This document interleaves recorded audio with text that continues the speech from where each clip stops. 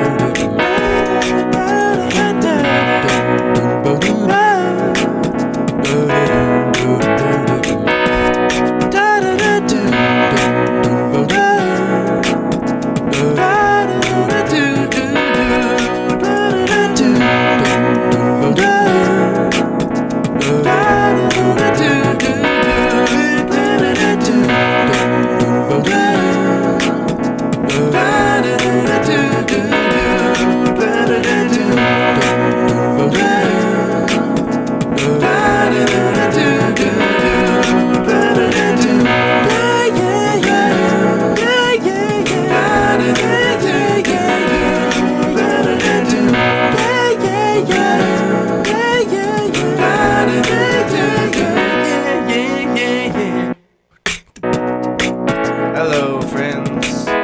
It's Friday. It's Friday. At least for some of us in the world. Are there any of you for whom it's not Friday already? Maybe those of you in India. Hello, Nathan. Alex, hello. Where you from? I can't remember where y'all are from. Oh, California. Hey, Twitch, still got Twitches from yesterday. Oh yeah. What y'all been doing over here? Oh, St. Louis. John's from St. Louis. Daniel Guerrero is from Chile. Should know that.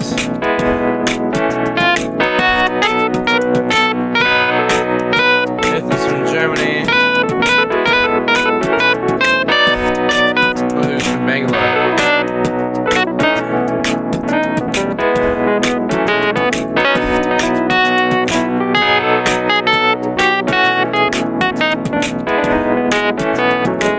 You might have noticed that I was on the stream very late last night.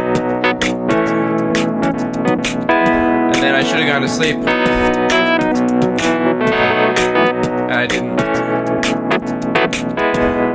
I followed Zach's terrible advice and played more Portal campaign.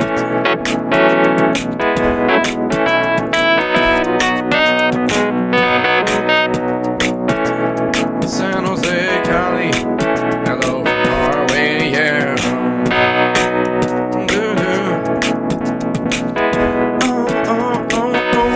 Oh, it's Friday, gotta get down on Friday. Everybody's looking forward to the weekend, Friday, getting down on Friday.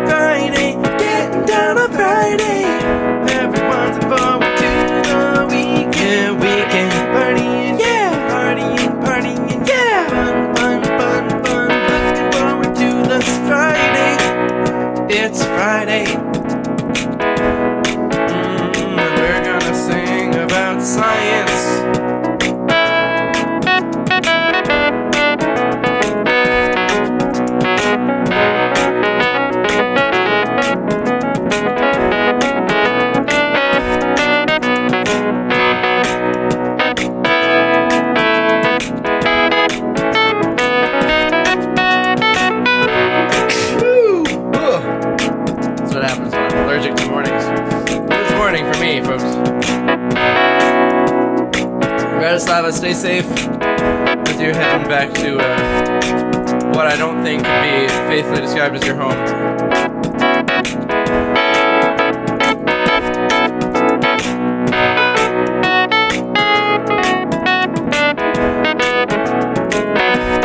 If you can reach out on the internet, try to do so.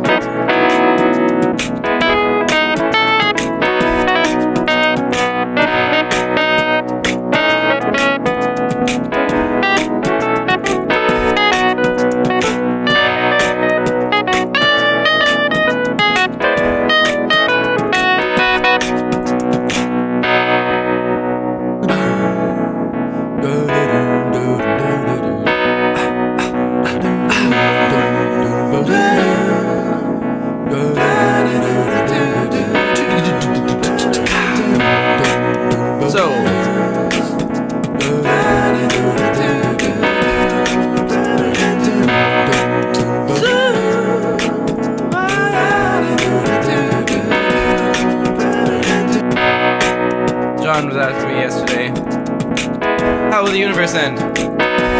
More specifically, what's gonna happen to everything? I was talking about a heat death.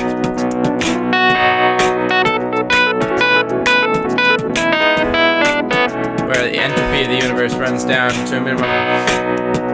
But what is the actual minimum? Wanna take some guesses?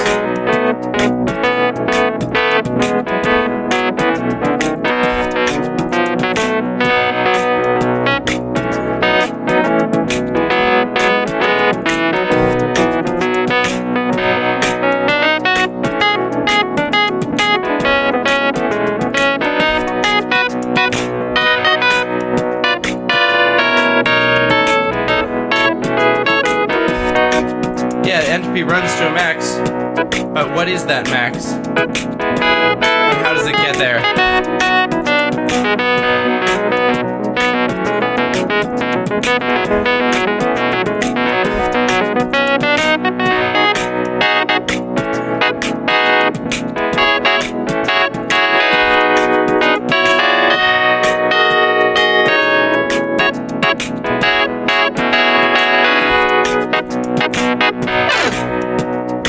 Abe was asking what is entropy.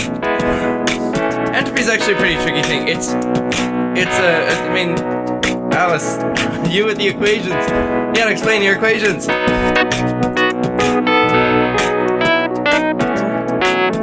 Right, we're gonna let Alice try to explain entropy.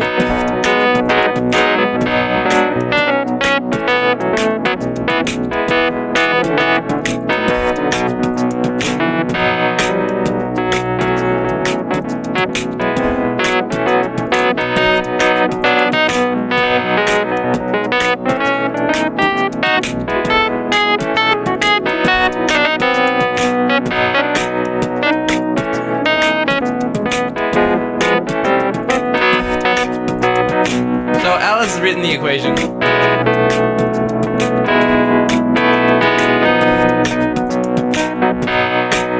S is K, so that KB is a Boltzmann constant. The Boltzmann constant is kind of useless, actually.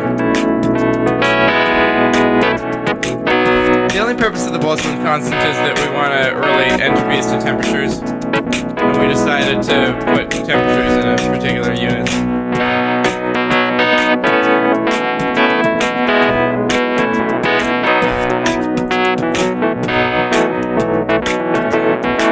Entropy is fundamentally a measure of what you don't know.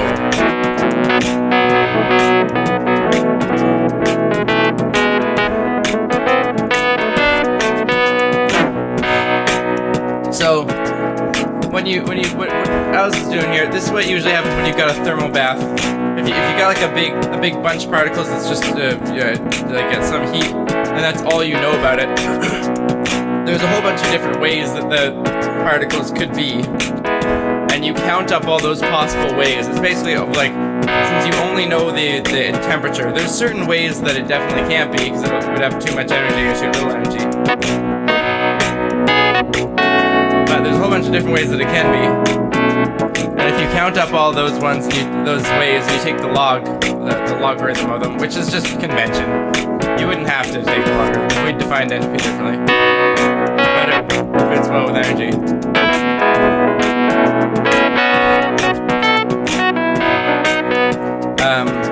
That's how entropy is defined. But it's really just how many ways are there that this thing could be given what I know about it. So that applies more generally. Like if you know two things about this system, like if you know its temperature, but you also know something else about it, the entropy of the system will change, even though the system is the same as when you only knew the temperature. If you know something new about it, the entropy goes down because your knowledge of it is increased.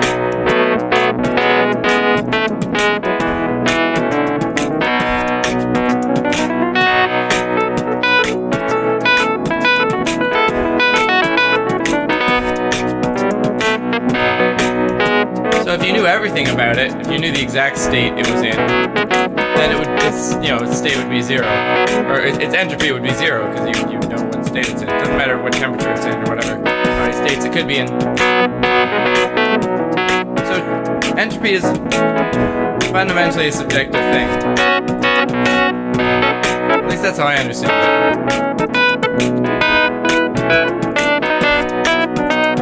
So that lets you do things like entanglement entropy in quantum mechanics, or in quantum field theory, which is basically you draw a boundary around a region,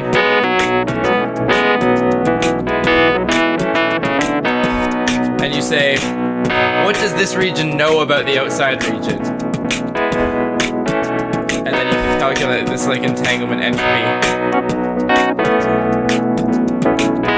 Like, now, given what I know about this inside region, how much does it limit the outside region or whatever? That's probably the kind of entropy that a black hole is, although it's kind of unclear.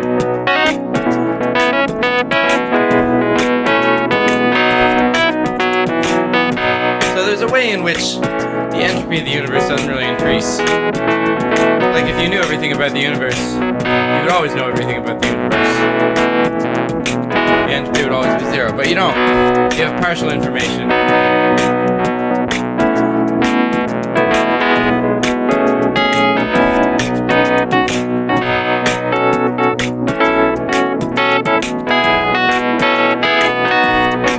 But states of the universe that you know less and less about do have particular properties. Like generally, the universe is evolving from you knowing some amount about it to you knowing even less about it.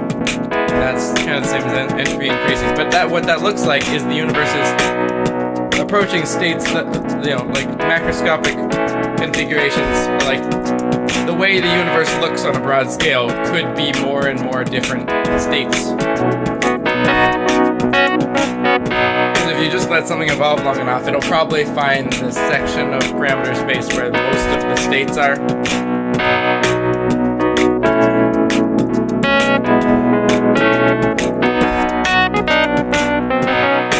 Yeah.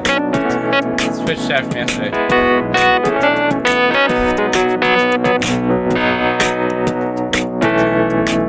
So what that looks like for the universe, most of the possible states of the universe are just like a bath of diffuse radiation.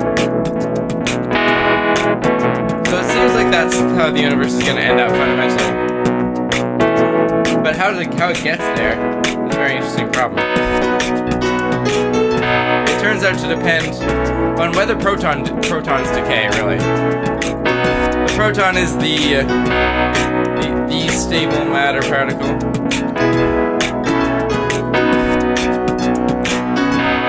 So far, it doesn't look like it decays.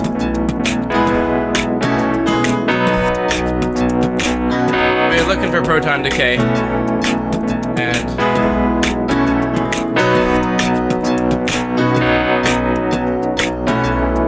And if it does, if the proton doesn't decay, if the proton does decay, then, like, first what's gonna happen is, regardless, all the stars are gonna run down.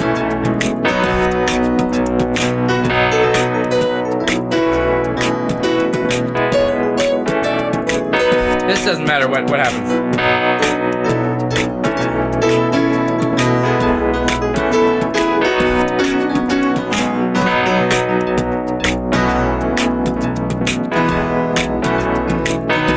proton decay is it would be beyond the standard model kind of thing. Like it wouldn't be a break of quark confinement. It would be a violation of baryon number, right? So there'd be some probability that the quark can turn into leptons.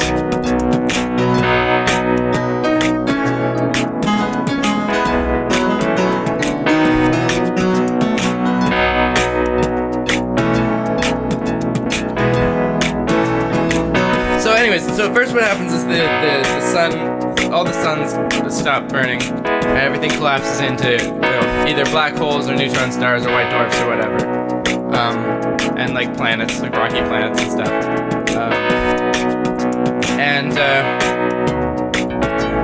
Over time, some of it spirals into the center of the galaxy, black holes in the center of galaxies, but most of it actually gets flung off into interstellar space. So you just have this kind of like diffuse bunch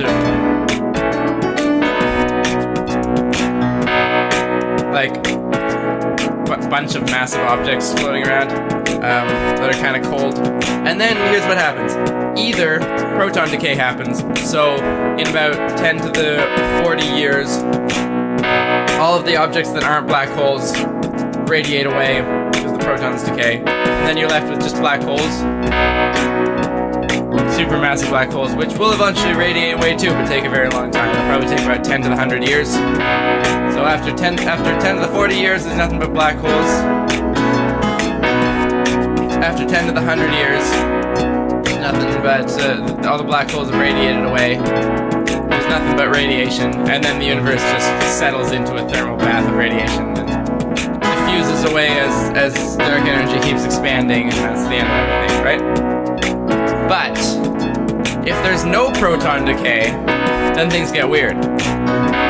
Because all the objects that weren't like neutron stars or black holes, they just stick around. Except you wait long enough and there's a quantum tunneling effect that's going to cause cold fusion.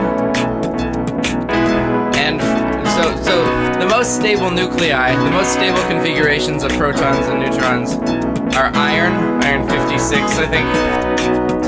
So over a long enough time frame, and we're talking like 10 to the 1,500 years here, all matter will convert itself to iron spontaneously. So if you've got matter sticking around literally forever, that's what ends up happening. All matter in these balls of matter slowly converts to iron over 10 to the 500 years. And then iron and nickel are very close. They'd probably over the long time frame have some kind of, equilibrium in the two, like of the slowest chemical equilibrium you've ever heard of like iron and nickel. And trace amounts of other elements.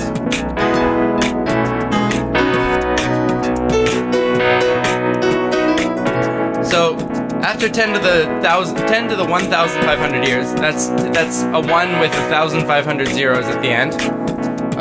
Everything is neutron stars and black holes and iron balls and like radiation and stuff. And then what happens? Is that just what we got? No, probably not. But it is like that for a very, very long time. This is all contingent on that what we know about physics is actually correct.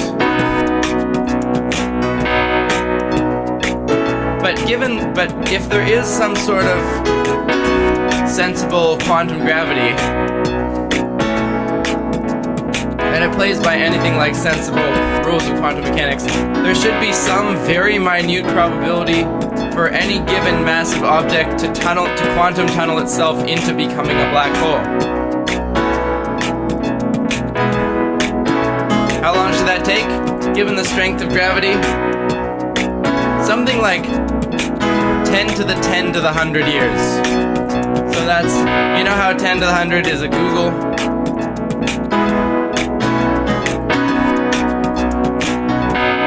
10 to the 10 to the 100 is 1 with a Google zeros after it. So Freeman Dyson wrote this paper in the 70s. You should look it up, Sean. It's really trippy. So probably in something, the idea is that in something like 10 to the 100 years, all these iron balls will stochastically quantum tunnel themselves into black hole states. After which such time, upon which they will start radiating away in another 10 to the 100 years, which if you've been going for 10 to the 100 years, it's a literal, not even a blink of an eye, it's like less than a Planck time. So in a world without proton decay, you still wind up eventually with a black hole dominated universe, which eventually radiates away into radiation. It just takes a very, very long time. And that's what I learned yesterday, because John Perry was nice enough to ask the question on Twitter. This is why you should have curious friends who are not in your field, because they make you look up Wikipedia articles that lead you to really weird physics papers that you didn't know about. They're not part of the canon. Oh! Everybody's looking forward to the weekend. Friday, getting down on Friday. Looking forward to the weekend. Partying, yeah. Fun. Looking forward to the weekend. Gotta get down on Friday, yeah. Hey, Isabel's here on Twitch.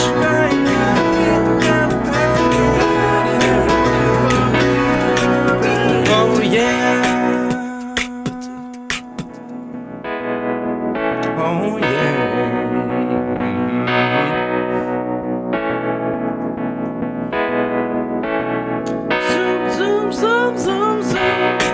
Are we doing science questions with Tim? This sounds good. Let's do science questions with Tim.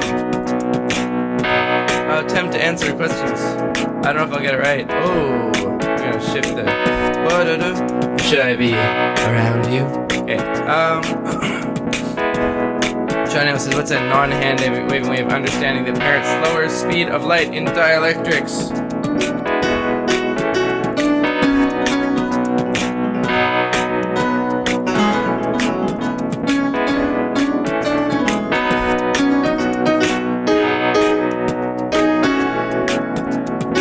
That's a good one. Oh.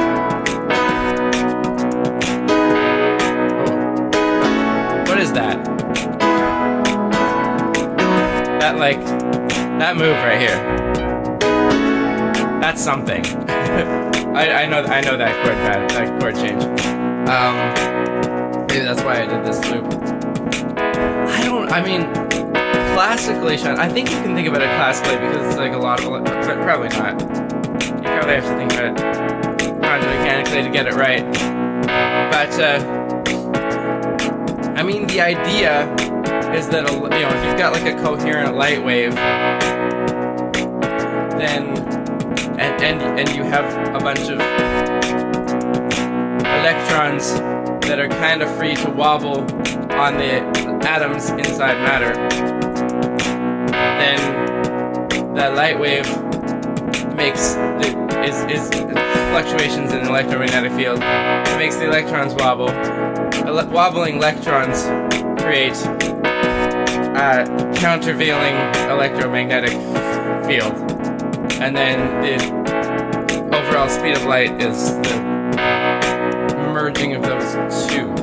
So if you add up those two electromagnetic fields, you end up with this propagating wave that's slower than the speed of light. But in terms of like actually calculating it,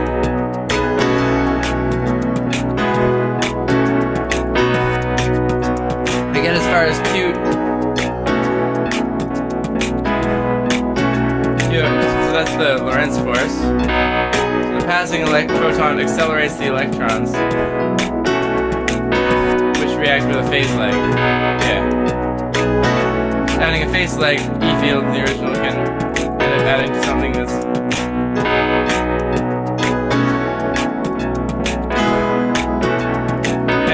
something 180 degrees out of phase, it's the wave. But is it going to be 180 degrees out of phase?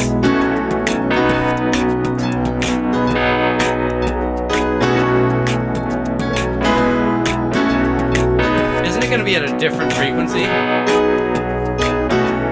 Like it's a driven massive oscillator, right?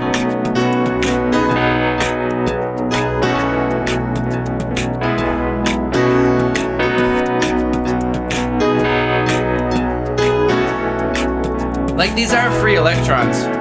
Like it's just so you're doing this for free electrons. But free electrons, yeah, they'll give a electromagnetic field that's 180 degrees out of phase, and that's why conductors don't let light pass through, because they just kill it, right? This is how you get to zero field inside a conductor. But you've got trapped, like glass doesn't have free electrons, it has trapped electrons that are trapped on their atoms. So they're gonna be in some sort of like you've got to perturb the actual orbitals of the electrons. And they're not free to just oscillate at whatever frequency they want.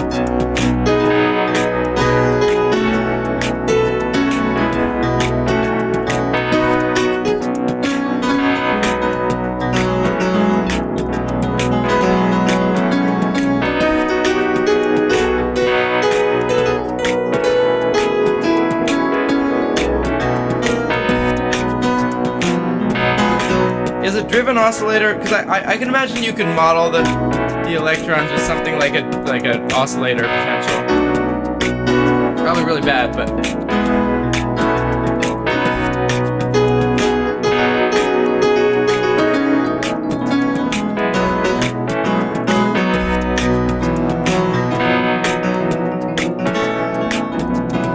yeah, I mean, no, quantum mechanically we're talking about the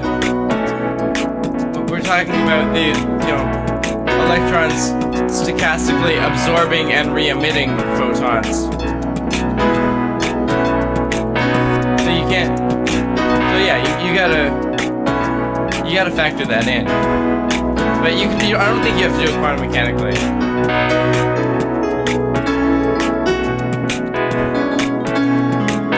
I'm not sure if that answered your question.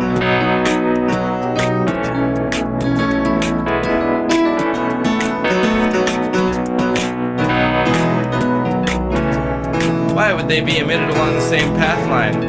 Conservation of momentum.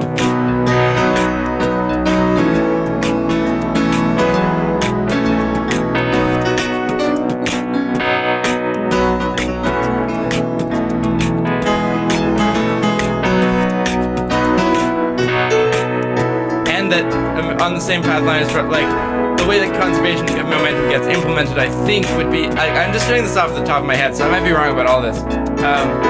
But it seems to me that the way that conservation momentum is implemented is that macroscopically, all the offline, like it's a coherent wave, so all the offline emissions get sort of canceled out by other emissions that are offline in other ways.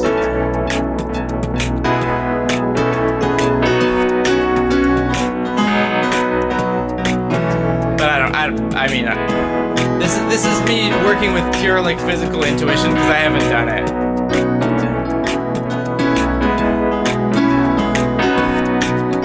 Yeah, it's not electrons changing energy level. It's the electrons. It's not stimulated emission. It's the electrons like Compton scattering the photon. Or Thomson scattering, whichever one it is. Like, they don't absorb the photon and get rid of it. They just, absorb it long enough to re-emit it, but it doesn't, like, change their orbital. I mean, maybe it does. There's probably some probability that does.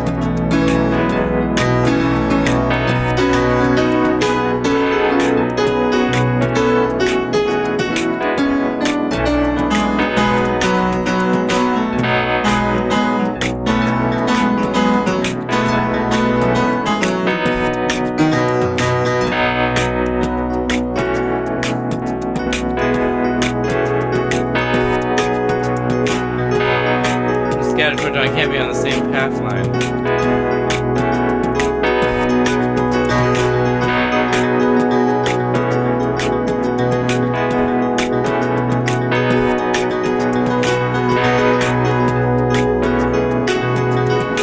I don't know, I confess that I would have to think about this more.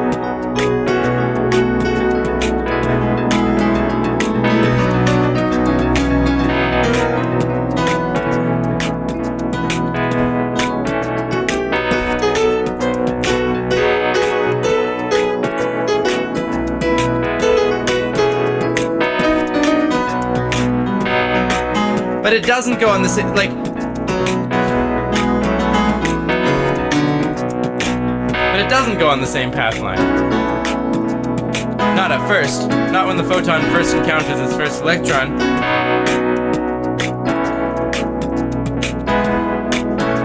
Right? It refracts. So at the boundary, when the photon first hits a glass molecule, say,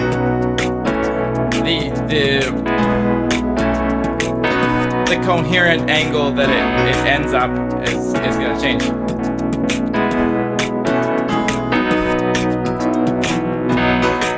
But it wouldn't. But it should be along the same path line. It's just going to have.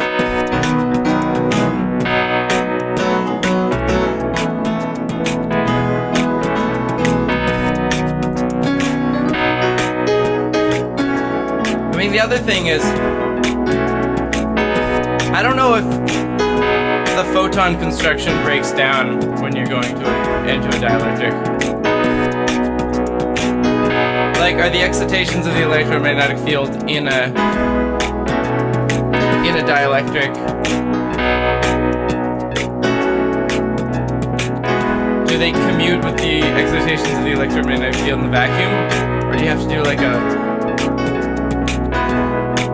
what do you call it? Bogoliubov transformation?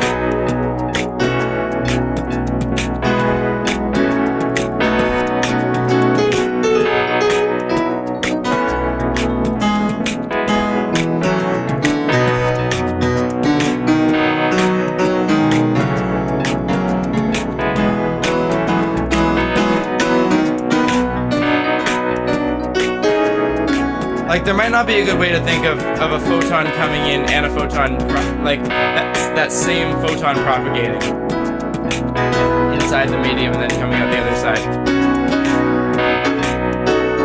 Like, when it comes out the other side, it'll have to reconverge into one photon, but I'm actually not sure. I guess in a linear medium, you should be able to still think about it as the same photon, I would think.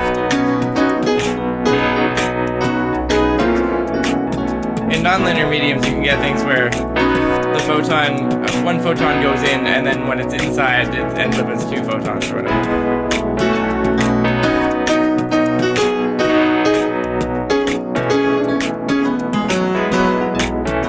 Interesting question.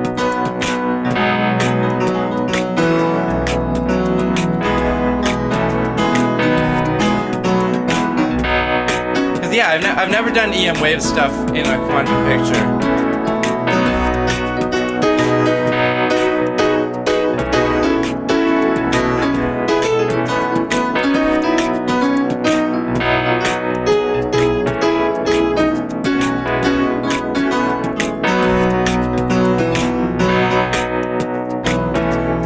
Then the color of the two photons isn't the same as the instant one. Yeah, well, the color of light in color of light in glass isn't the same as the color of light in the air. If what you think of color is, if the way you think of color is the wavelength of light, I guess if you think of it as the frequency of light.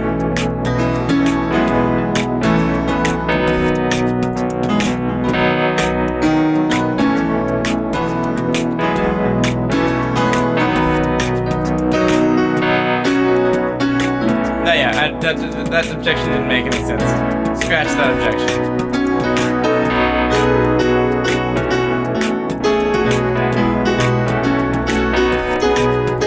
I don't know, I think I'm hitting my limit of ability to make sense of this question without like discussing it with you. Maybe we can can do this on Discord sometime.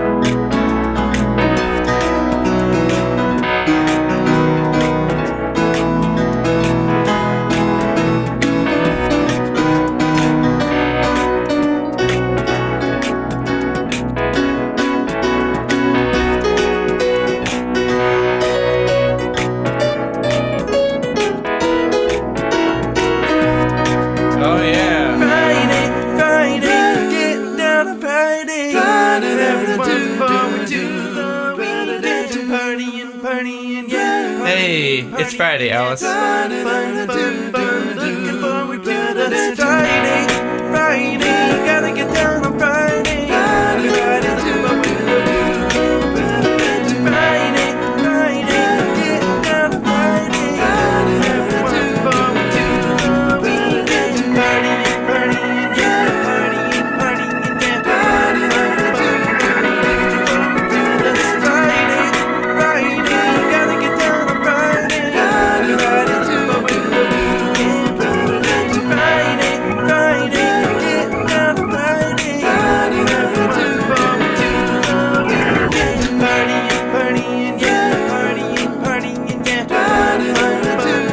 Looking forward to the weekend. Alice, basically, you missed that. You missed that. We talked a lot about what exactly happens to photons when they hit a medium and change their speed.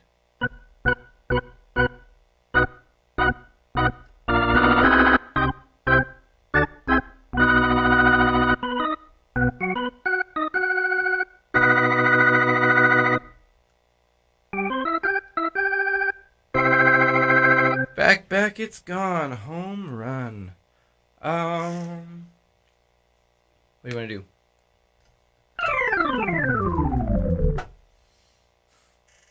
Give me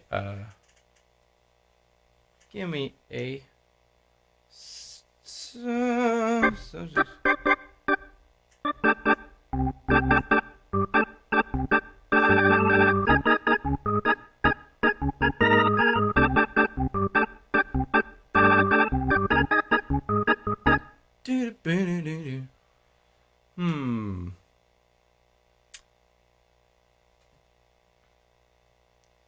Should we play some more Lost in Space? I beat Lost in Space. I don't have to play Lost in Space. I don't know. I played Portal yesterday on Twitch. They don't have any other random games that they're good.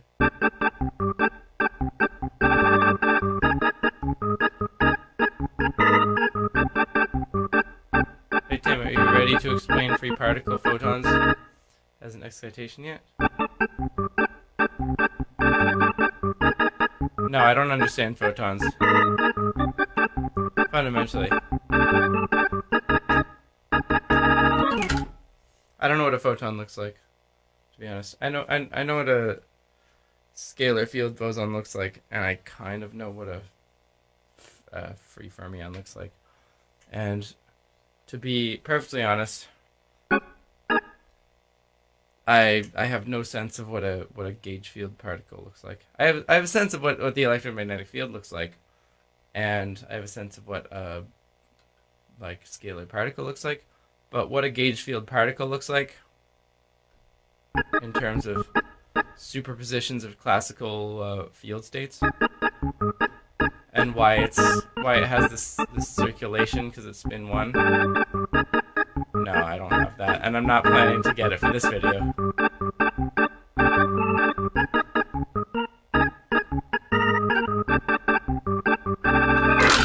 What am I doing? I'm gonna be satisfied if I can figure out fermions, to be honest. If you have a great insight into the harmonic oscillator like superposition states of the free electromagnetic field, how they circulate and reproduce the classical coherent states of circularly polarized light while keeping the full quantum weirdness, put it in the comments.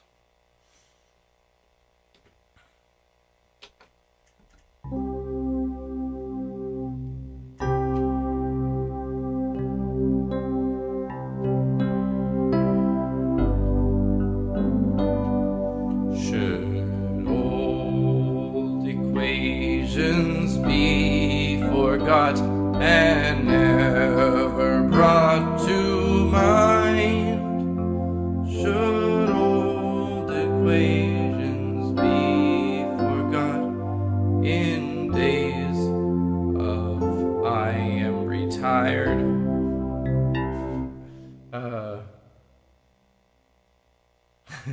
Yeah, that question just incited a micro existential crisis in me. Sorry, Sean.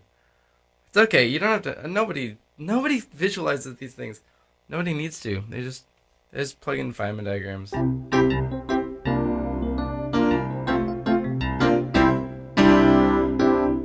Like, when people say physics is done, or like physics is near completion, or what if this is the end of physics or whatever? What they mean is, what if we can't dig down any further and discover any deeper laws below the laws of like the standard model of particle physics?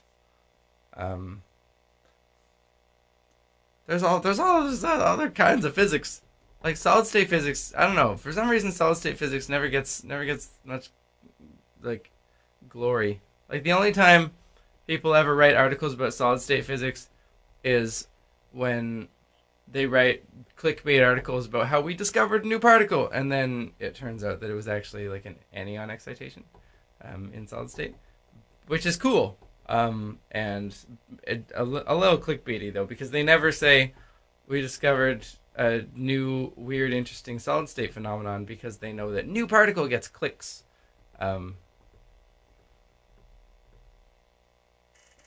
But the reality is that even like the equations that describe reachable physics are basically done. You know, we might. I mean, there was just like that xenon experiment just detected evidence of a new particle. Might be evidence of an axion, which would be kind of cool. It could also just be radioactivity inside their detector. So, not holding my breath on that one. Because 90% of the time, just probably more than 90% of the time, purported evidence of new particles ends up being something else. But yeah, like as soon as you like, here's a list of things that we don't know. We have no idea how a proton really works, because we have no good way to do quantum chromodynamics, which is the complicated interactions between quarks and the gluon field. That's, you know, it's really, people are really happy when they can do simulations of that are accurate to like a factor of 3. That's like cutting edge research. And there's just high temperature superconductivity is like not really well understood, and these are just things like we know about that aren't understood. But there's this entire world of sort of like engineering of the physical of the laws of physics, and like getting them to do interesting weird things. Like the number of quantum computing algorithms that exists is like surprisingly small, because they're really hard to come up with, and there's no there doesn't seem to be really a general framework for like you can you know, once you have one, you can sort of chain it with several others. But like when you look at like quantum computing research, like the fundamental like entangled states that make interesting things possible for like quantum computing, quantum cryptography, being written about in like the 90s and 2000s, right? Like this is research that, even though we have the basic rules of quantum mechanics and have had them since the 20s, like there's a way that people, because they've kind of been obsessed with the fundamental truth, there's like vast areas of unexplored landscape in terms of like, well, what could these rules actually do, you know? I would bet that as we continue on, unless there's some big breakthrough, and as we continue on with like, you know, the LHC doesn't find anything new, and string theory continues to be a mess. I think physics is gonna have to sort of move more in we have to move more in that direction for a while. It was nice to play the game of we're discovering the fundamental truths of the universe.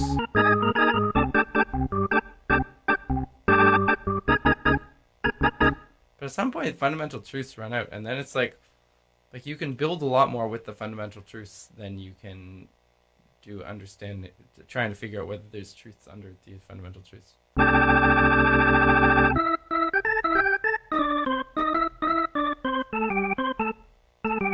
Systems with very few particles are kind of understood, and systems with loads and loads of particles are kind of understood. In between is not at all understood. Yeah, that's kind of the general. It's the complexity region, right? That's what I was talking about yesterday on Discord, where you've got like what tends to happen in physics all the time is you've got a simple thing. You've got a simple thing like you know, one thing orbiting around another thing. And then as soon as you put in even a third one, you get a 3-body problem. It gets crazy and complex and chaotic. And then you add more things, and they're just crazy and complex and chaotic. And then if you zoom out far enough, and you have like, you know, 10 to the 10 things in there, all being crazy and complex and chaotic, you can sort of close your eyes to all the complexity and just look at the aggregate, and the aggregate's doing something sensible again. And then you take those aggregates and you interact them. And then if you interact just 2, it's kind of a simple thing. And if you interact 3 or 4, it starts being crazy and complex and chaotic again. And you go through the whole same process. And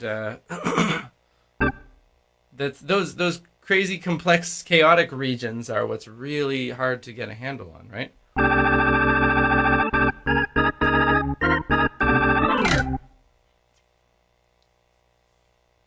I think we can explain with quantum gnomes. I think we can explain with quantum gnomes and their complex economy. I didn't say we could. I just said we might.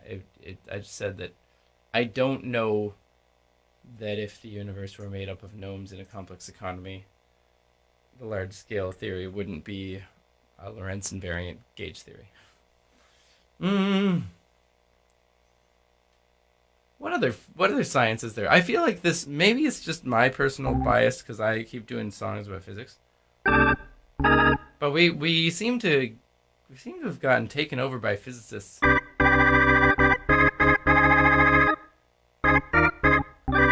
It's probably like the people who stuck around because I kept talking about physics during the streams.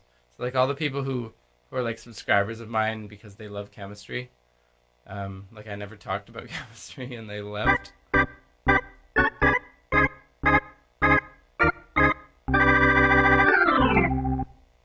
I mean, I like it. I'm just, you know, I wish I had more, I wish I had some people telling me stuff that I have never heard of.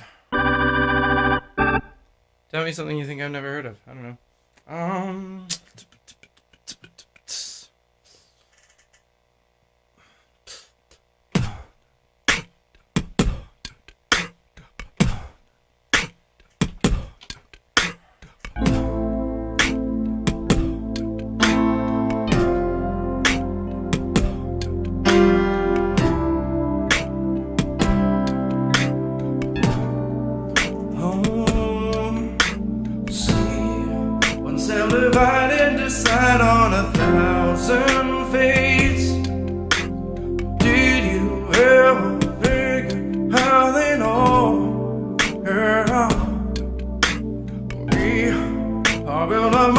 Combined in a planned out way.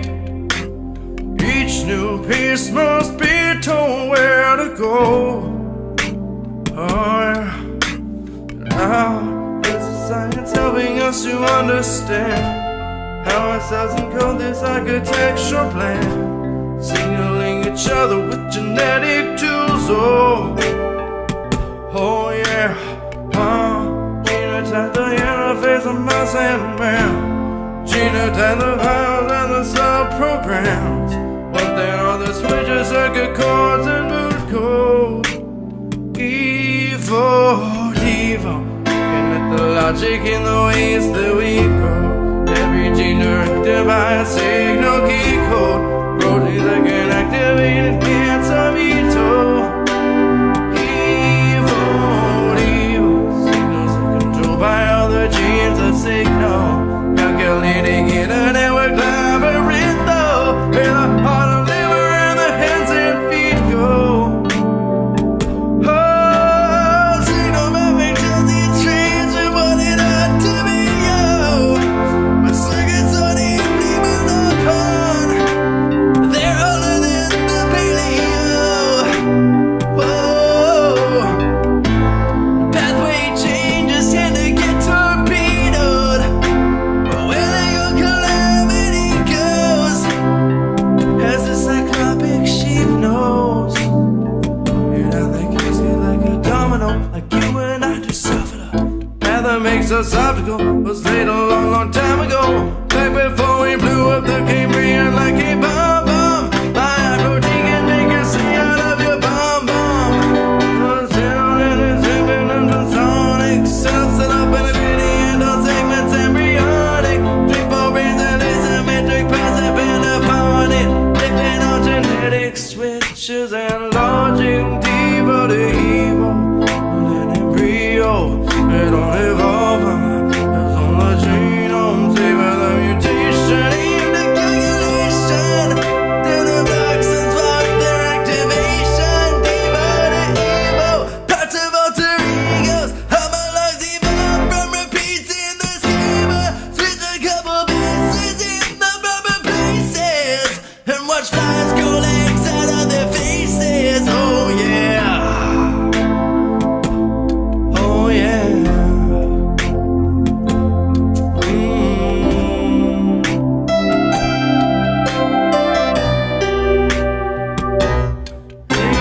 Devo, stuck around for modern synthesis, the sequel.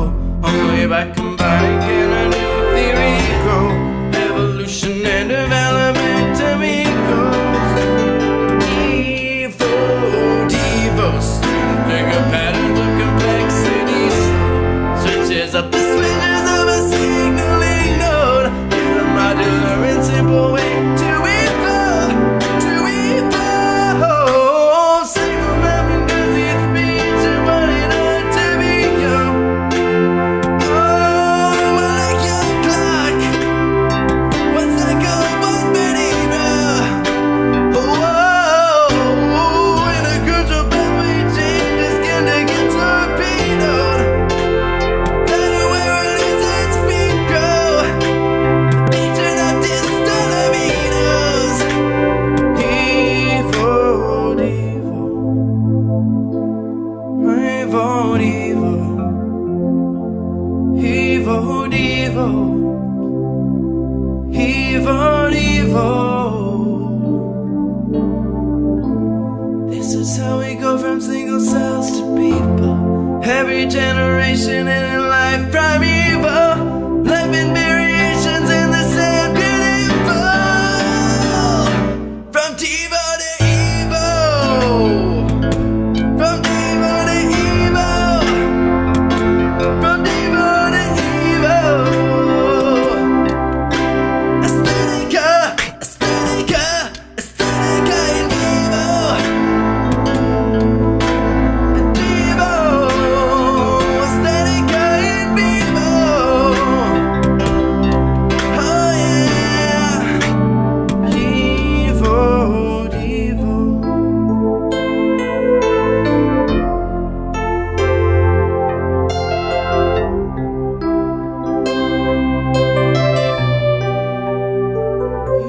Devo, Devo.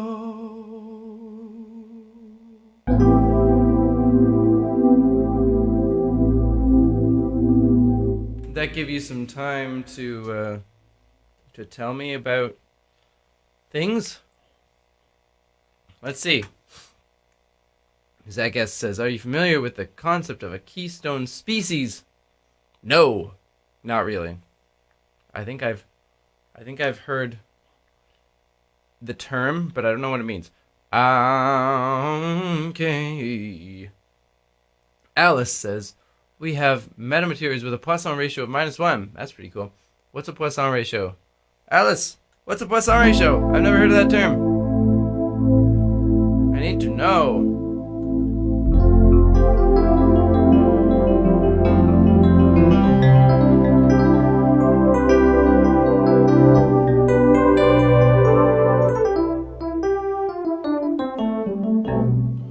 A. Bowser says the curves in a river will, over time, become more and more pronounced as the soil on the outside of the turn is picked up and left behind on the inside of a turn. Yes. This I know about. This is pretty cool. Like meandering of rivers. It's it's one of those fluid complexity things. You get a little bit of bend in a river, and because the water is hitting this side of the bend with more force, bend like that, river's bending a little bit, but because it's hitting this side with more force because there's a bend, it starts scooping out the soil on this part of the river, and then it swirls around in like an eddy and like deposits on this side. So over time, curve gets more and more pronounced. So you start with a straight river, you start getting rivers that are going wibbly wobbly wibbly, and eventually it gets so crazy that part of it just sections off, makes a little lake called an oxbow lake, and then the river continues on beside it. They're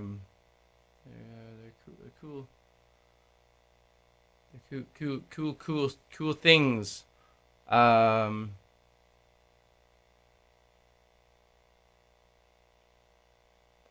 Chanel says, "What, Tim?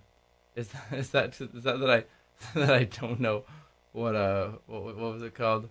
What a Poisson ratio is? I don't remember. I don't know if I learned it one day, but it was never relevant to my life." Okay, Zach's talking about keystone species. Keystone species are species who affect their local environments disproportionately to their biomass. Oh, so like beavers? Like is that kind of thing? Okay, what's a Poisson ratio? Okay.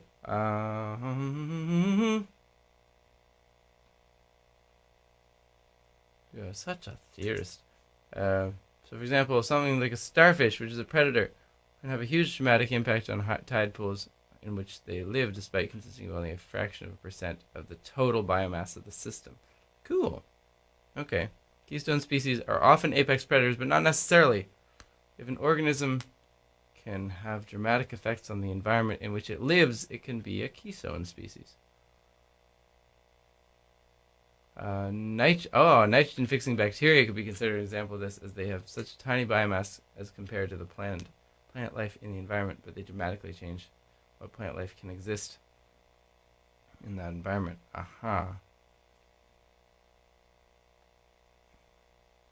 Is there like so Zach? Is there like a do you know if there's a power law relation? If anyone's worked out like a power law relation in ecology, in terms of like is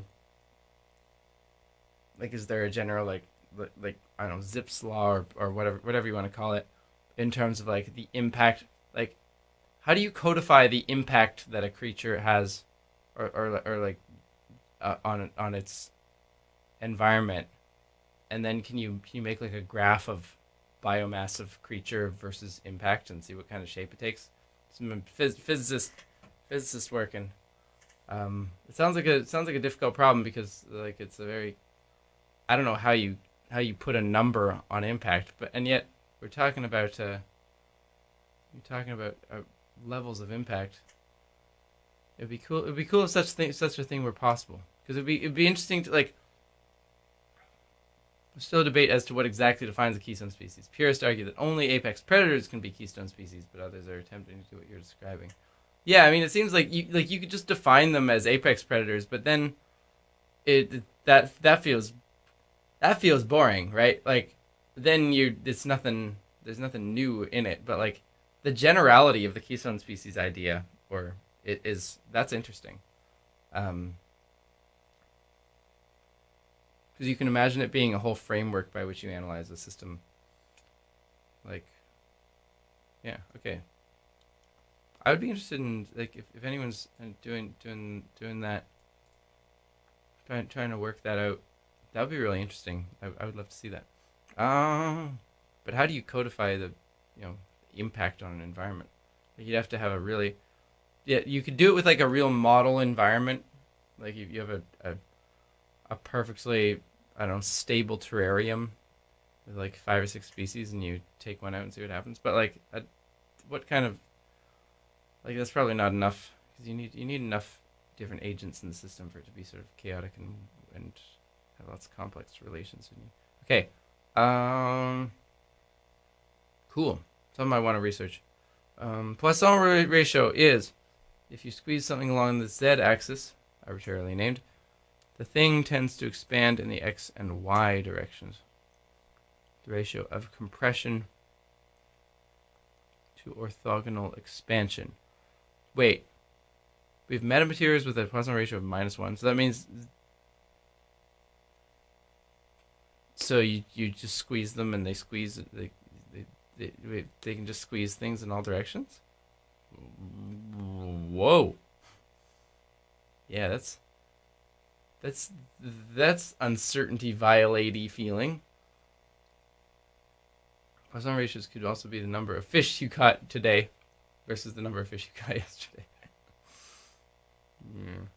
Well, I suppose it could.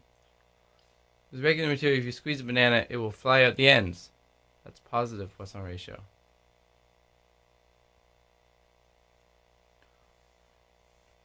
Oh, we're talking about, so it's, I was still thinking about waves. I was thinking about like waves within the system, like dispersion relations and things. But you're talking about the actual material, that if you squish it, it squishes. It's like, so like collapsible. You're talking about like a collapsible material.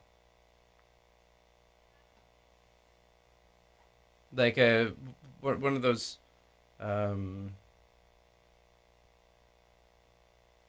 yeah, like origami, yeah. Like, hold on. Where's that spinning, that collapsible spinning physics ball? Collapsible spinning physics ball. Will probably show up. What's the Magnus force? No. These things, right? Hoberman spheres. Alright, turn off the sound. See, this would be an example of something with like a negative Poisson ratio. Because like if you press on it, it just collapses in all directions. Right? Hey. Cool.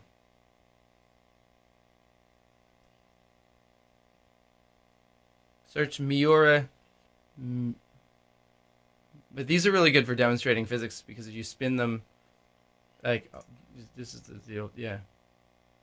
Sphere, you can, the concept, the axis, I'm going to, you will first, so what we can expect, so high moment of inertia configuration, and then we contract it. What happens?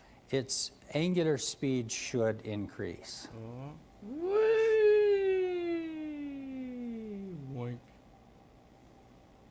And sure enough, it's one of the most spectacular demonstrations, I think, of conservation of angular momentum. Miura Orifold. Aha! Okay.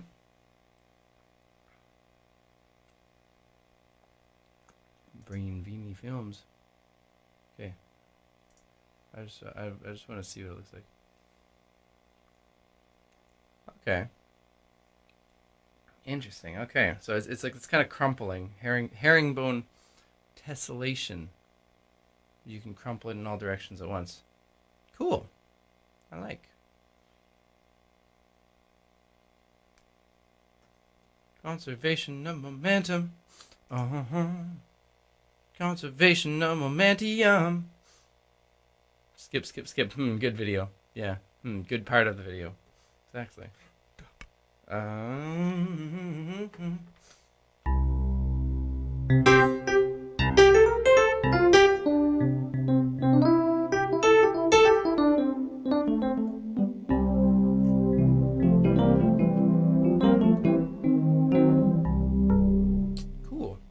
2 new things. This is what you're here for. Nourish me! Nourish me with news, with novelty.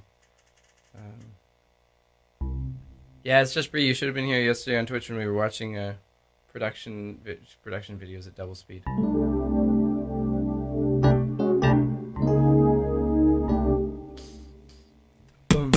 Oh. Okay. Let's do an improv.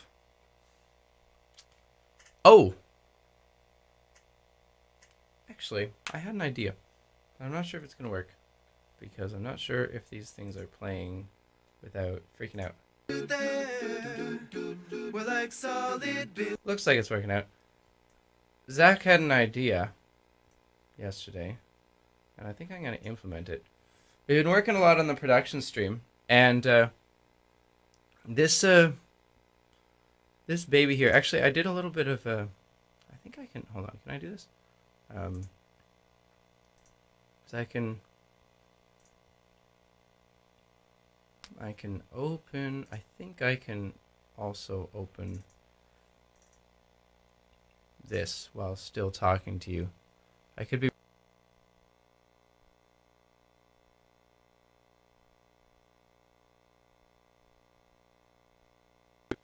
Never mind. If I do this, I go like. But Zach was saying that we should that I should, like, since I've been doing all this mixing, I should show you the difference between like what I originally showed to my patrons and where we are now with the the field vibrations song. Now that it's sort of reasonably done. Was it Zach? Was it Anne who said that? I don't know. One of you said that there weren't many people on the stream late last night. Yeah, would that be something that interests you? We could go. I don't know if we could go like section by section, or we could go like thing by thing by thing. But yeah. Yeah. So here's what we've got. We've got the original Patreon mix here, and then we've got, yeah, section by section would be best. So I don't know what would be the best way to do this. It would probably be actually to put them in Studio One and like line them up, and then we could bring them back and forth, and like toggle back and forth between them. That might be kind of good. Let's add a new track called Nothing. And we'll duplicate that track. And then we will put this in here.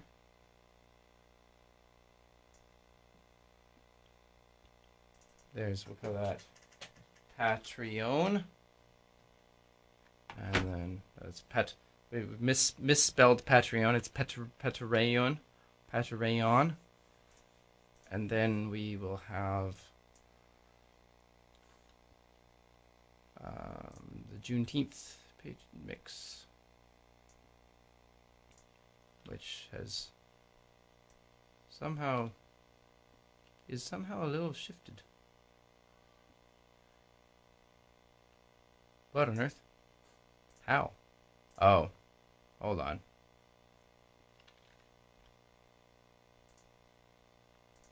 It time stretched it. Look what happens if I don't stop it from time stretching. The field excitations, little packets of field vibration. Share the units of. Should I release it like that? Does that sound fun? Don't follow. So now we got them. They should be lined up.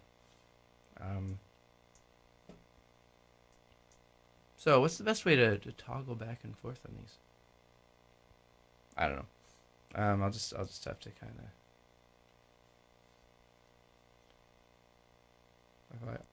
of that by solo, and then yeah, because I want to actually comment. It's just a default that it's set to know what tempo it was recorded at, and then if you change the tempo of the whole track, it switches it to the new tempo, which is very convenient for a lot of things, but not for this. Okay, so we're gonna do the first verse Patreon version, and then we'll see what it sounds like. Quantum. Quantum. Field vibrations. Quantum field excitation. Actually, let's just do that. So that was that, and then on the new one, this is what we just did last night. Quantum. Quantum. Field vibrations. Quantum field excitation. Right? So you can hear we've broadened it out, we've stereofied it, we've moved things around in the mix. This swell, comparing it to this. This is just not very broad. A lot of the problem was the fact that everything was really centered. I hadn't put things to like left and right ear, you know. Yeah, so let's do the first verse. I thought the particles pictured there were like solid bits no force on earth could tear. So just that section. Let's see what we did with it. I thought the particles pictured there were like solid bits no force on earth could tear. So the main thing we did there was that we added, like, aside from changing the EQ and stuff to give it more air, we just added some that little tinkly thing in the background. You can hear it. It gives it like. I thought the particles pictured there were like. There's a little octavized like doot doot doot that's just reverbing in the background. It gives it some space, and then like the lead vocals are brighter. I thought the particles pictured there versus. I thought the particles pictured there were like solid bits no force on earth could. Yeah. So let's look at after the swell in the second part of the verse. The particles are deceptive world. It's a waving field like sound is waving air. Yeah. So there's that. Do I have anything on the master bus that's affecting this? Oh, I do. I have a compressor. No, do I? I'm not sure if I do. I don't want to mess with it. Not. I just have a limiter. That's fine. A limiter shouldn't affect it. But yeah, let's listen to the muddiness of this. Particles are deceptive world. It's a waving field like sound is waving air. Yeah. I'm made out of field vibration, etc. And then compare with. The particles are deceptive world. It's a waving field like sound is waving air. I'm made out of field vibration. Right. So a lot of what's going on in the dense in like the thing that I have learned in this particular mixing session, which has taken a long time, is that if you have a bunch of frequencies in I can do this live. Doop doop doop. Let me do this. Oh doop doop doop. Let's add an EQ, a new EQ, so I don't have to mess with it. The thing that I've learned. See, here are all the frequencies currently making up my voice. We can switch it to, if you want it more Fourier transform. Look at that. There's all the frequencies making up my voice. Can we expand this? No. Okay. What I have learned is that this sounds great when it's only one voice, right? When you want the whole frequency band when it's only one voice. But when you've got a whole bunch of voices that you're mixing together, if you you notice there are certain peaks in my voice, especially like right here, right kind of here in this mid range. There's a real, like, even without this EQ here, there's a real peak in my voice in that kind of frequencies.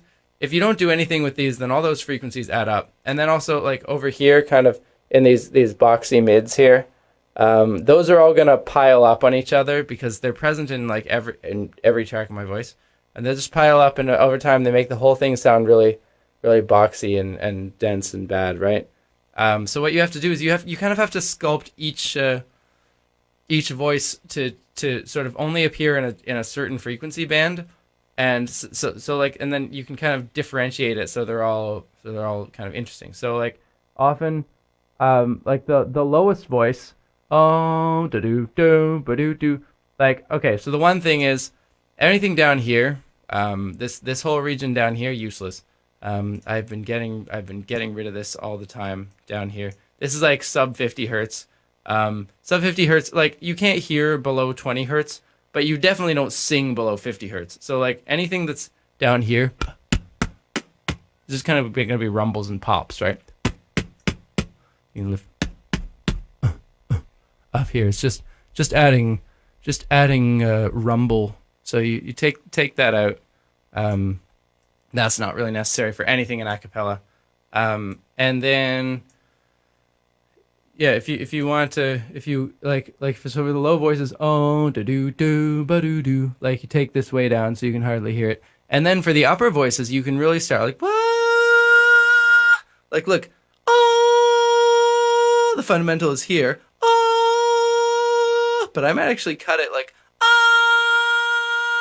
like all the way up here, so the fundamental doesn't even hardly appear at all. Like, you can still tell that my voice is that you can still tell what I'm doing, but the thing is, this, like, this that note here, that fundamental is already being filled up by the higher harmonics of the lower frequencies. If I'm going you can see there's a big peak here already. So if I filled that peak with this voice, then I got to sort of take it out with this voice and just have the upper harmonics do interesting things. And then I've been finding that for the upper voices,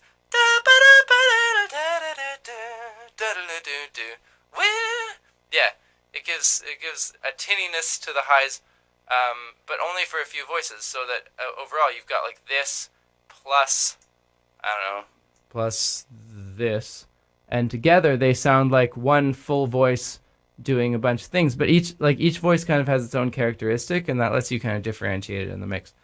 So that's a lot of what I'm doing here. So if you listen to like the muddiness of this section, it's because none of these voices are EQ'd. You can hear how they're sort of all boxing up on those frequencies versus. It's a waving field, like sound is waving air. So let's go on to the chorus. See what we got in the chorus.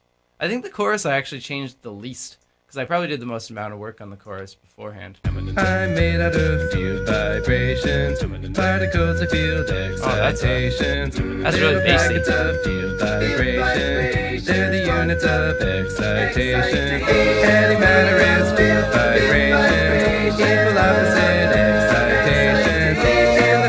Is that the only thing playing? Have I got two things playing at once? That's a mess. Of our field vibrations, and they cancel our excitation. Versus, we might have to go once. So like this beginning section. Particles of field excitations, little packets of field vibrations, they're the units of excitation. And then versus, let's see what we got here.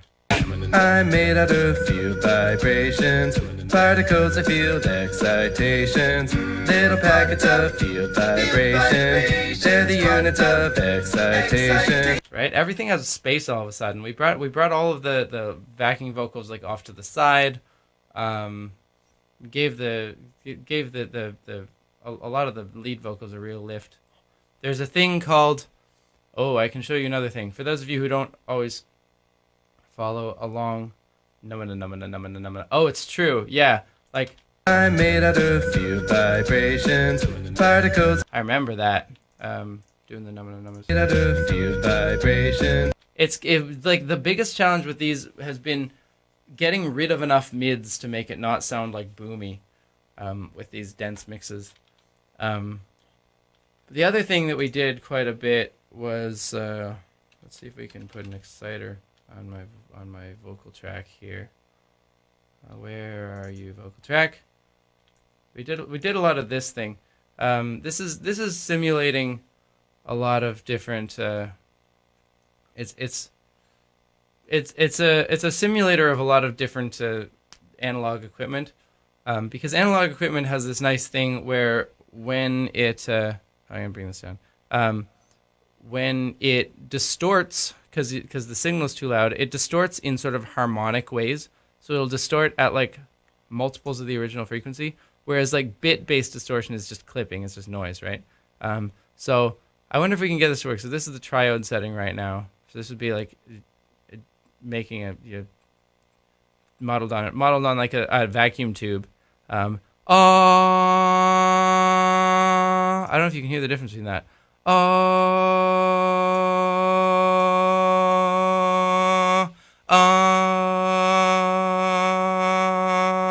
Right? It's just like it's a different thing. Like if you do it too much like this, then it's just distortion. But it's harmonic distortion. It's not just distortion across the spectrum. So the cool thing about that is that you can use it to really take a signal and make it stand out. Like just add. It's like bringing in more highs, but in a different sort of way. You know, like a little grit.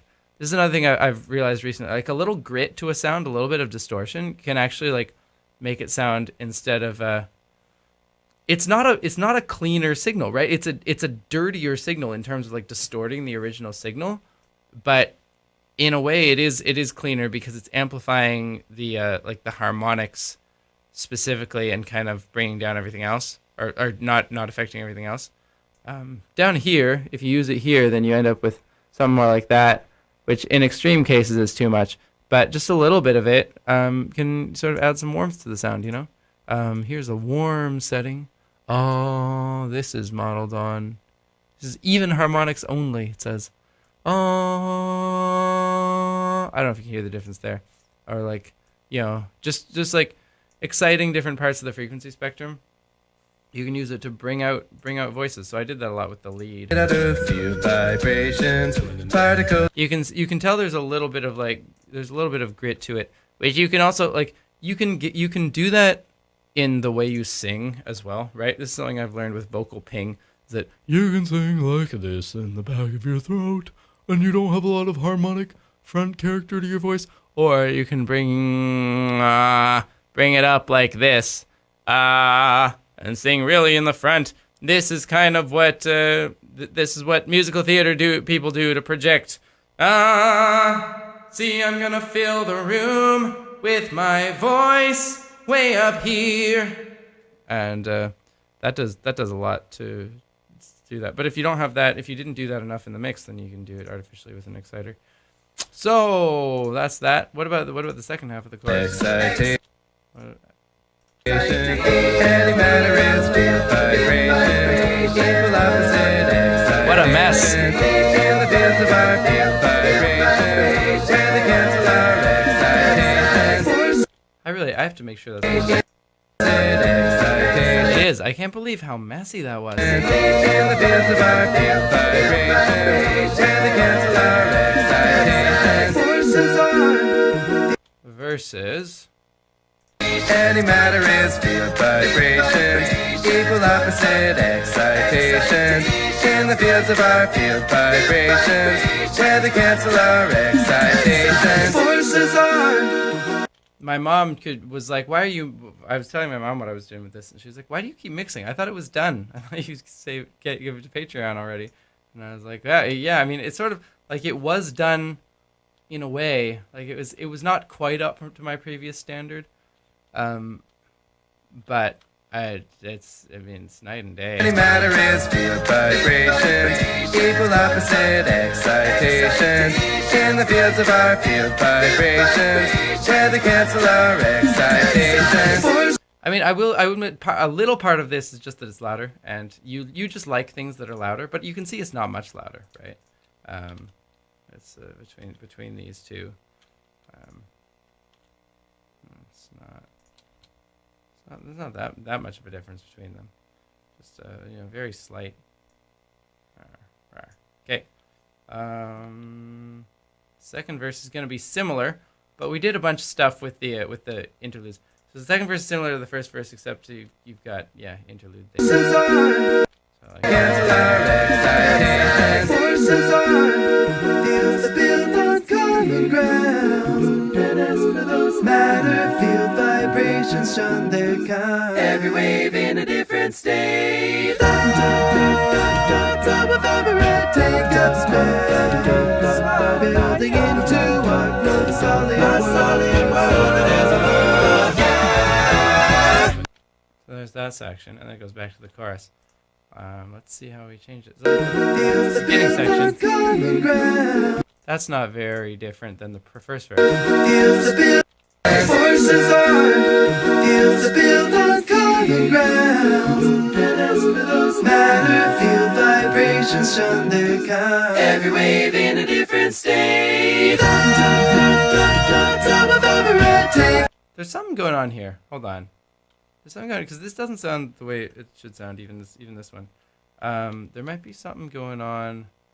Or something is feeding into something else. Where is this headed? It's headed to main. I don't know. I'm hearing some phasing that I'm not used to hearing. I'm not sure why. I don't have the I didn't have the Patreon one. Oh, okay. Whoops.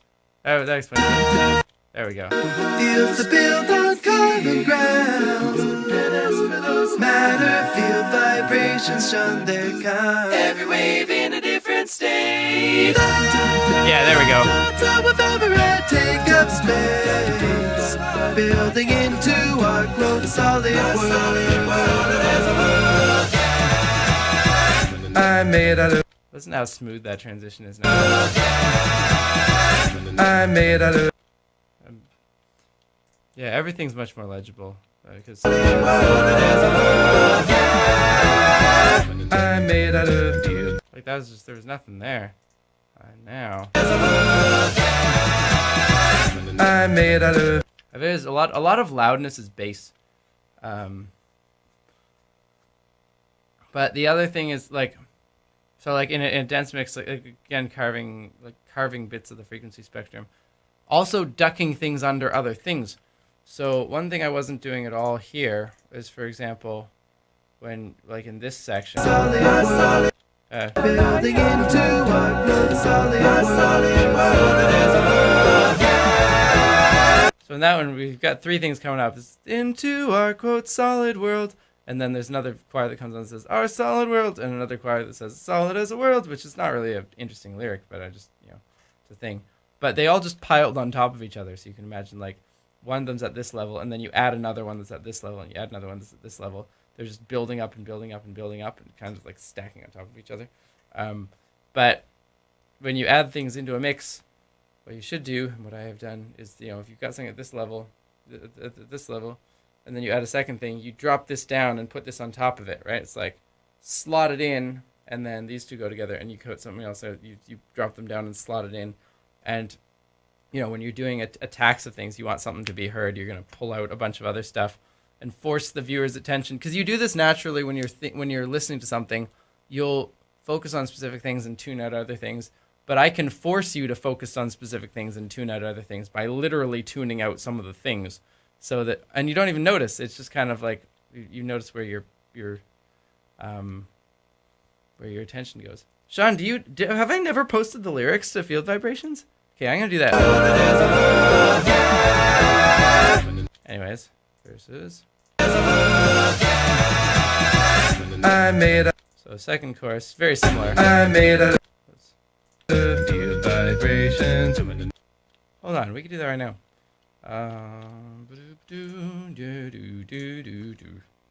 Patreon.com. Zoobadoo. Hey, I've already signed up. Hey, look, I have 971 patrons. Oh, posts. Where are the posts? Where are they? Posts dashboard? Is that it? Doobadoo. Oh, there's a bunch of live stream posts. Going live again. Field vibrations, MP3.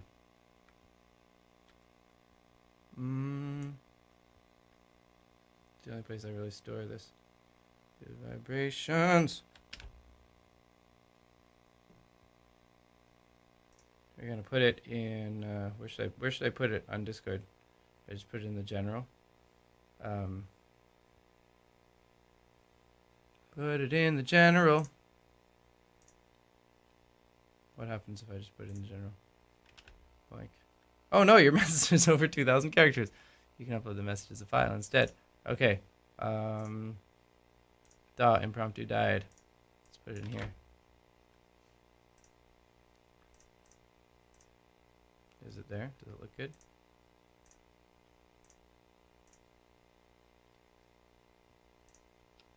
Save as field vibrations. Where did I save it?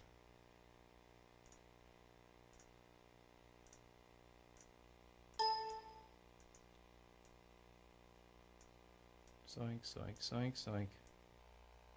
Soop doopy doopy doop doop doop. There. Now you have it.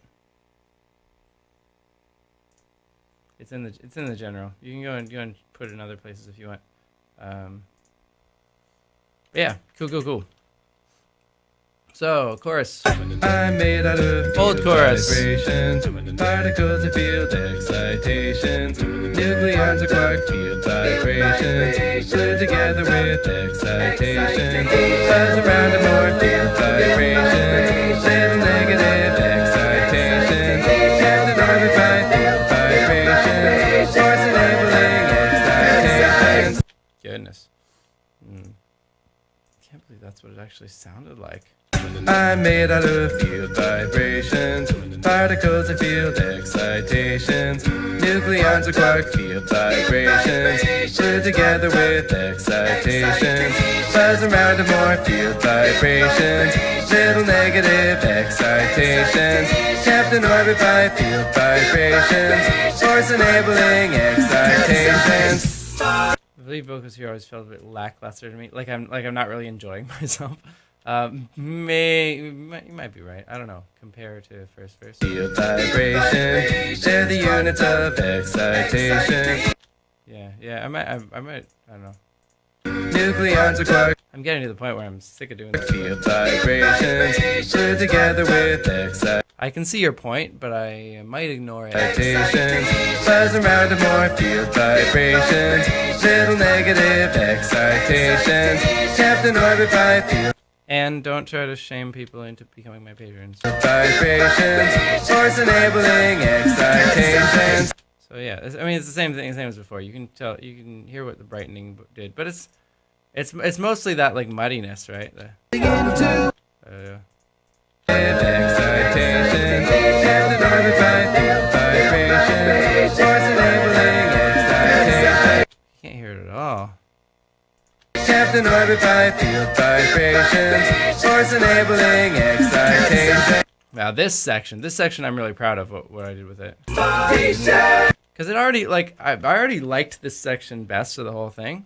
Kept in orbit by field vibrations, this going up section.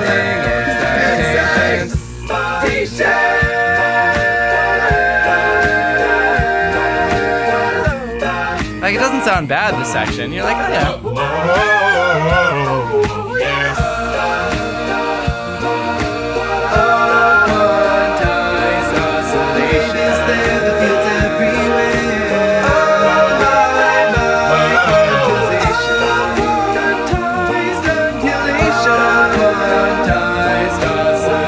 So you're like, cool. like lots going on there. This kind of cool thing.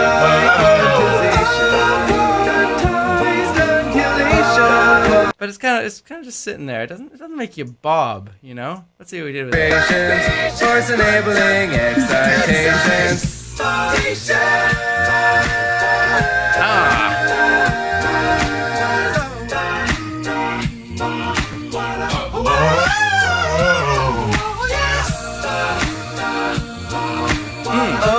Quantized oscillations. There, the fields everywhere.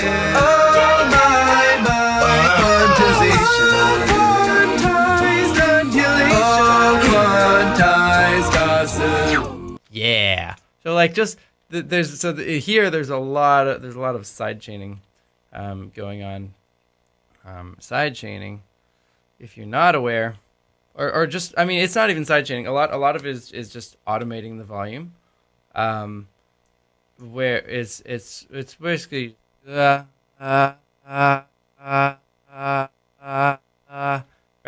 because dance did like, I don't know, mid-tempo bangers like this section is or whatever. It's not just like it's not boom dum boom boom dum dum. It's just like right. It's a very very modern feel to this old song, and I think, yeah, I don't know. I gotta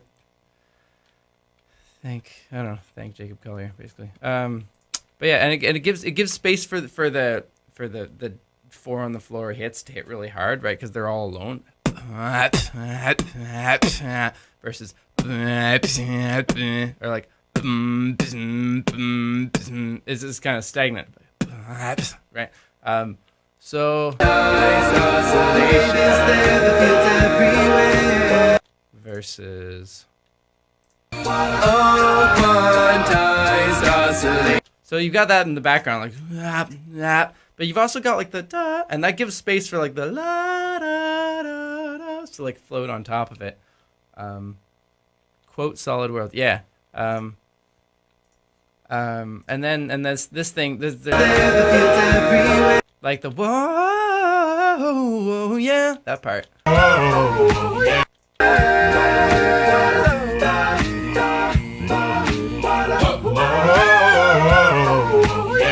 That and this. That whoa. There's a lot of like deciding that your attention needs to be on that and like dropping everything else. The fields everywhere. Whoa. It was like all by itself.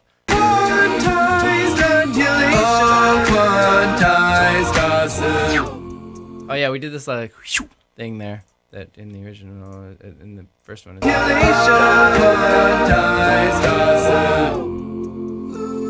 be honest, this is more dynamic range than like generally when you're mixing, you end up making things louder and louder. But I actually ended up making this section softer.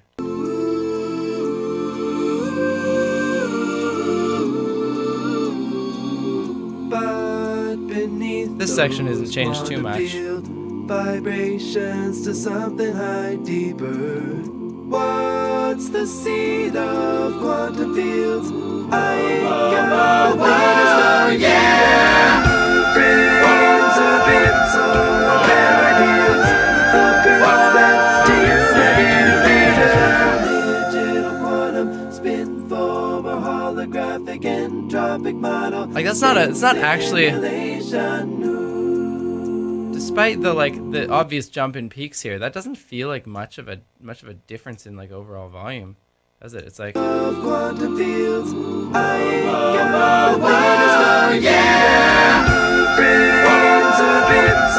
like it's kind of still the same level as it is over here. Versus, let's see what we did to it.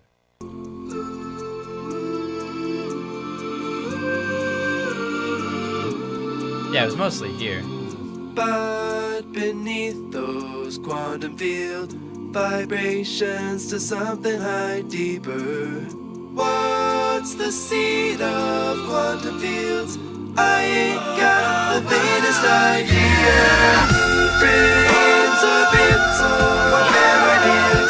The girl that's to you, my dear reader. Digital quantum spin form or holographic entropic model string simulation new. Yeah. So I mean, compare and contrast. Oh yeah, brains or bits or whatever it is. The girl that's to you, my dear reader. With Yeah, brains or bits or whatever it is. The girl that's to you, my dear reader. I think you shall agree the second one is better. This took like a day. This one section took yeah. Fair Ideals was whatever it is. Like what? Bits or whatever it is. Yeah. Yeah, because I didn't know how to sculpt the frequencies to let everything poke out. Your ears do a Fourier transform. They literally receive each frequency in a different part of them and send them to different neurons. If you get different voices go into different neurons, you can process them all at the same time. Digital quantum spin form or holographic entropic model string simulation new. And then this is just this thing. That already sounded okay, you know? Like at some point in the process, I really mangled that, so it sounded terrible. So then I had to like rebuild it. But that already, like, aside from having no real reverb tail, that already sounded pretty darn good. But here's what we do with it.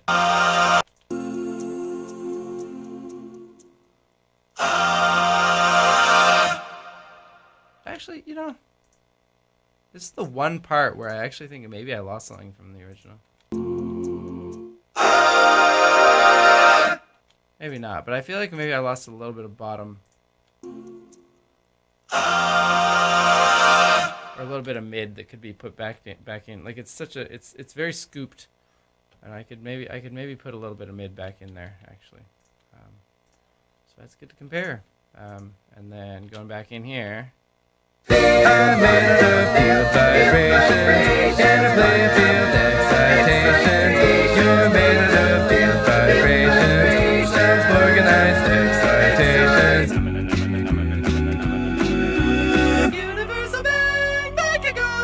So that's that section. This is just the chorus again, so it's basically the same thing's done. I made out of field vibrations and I play field excitations. You're made out of field vibrations, self-organized excitations. Right. Yeah, we might go back and put a little more mids in here. This is this section. Universal bang, back again. Force particles, spin. Matter particles, sit. Wobble, never ending.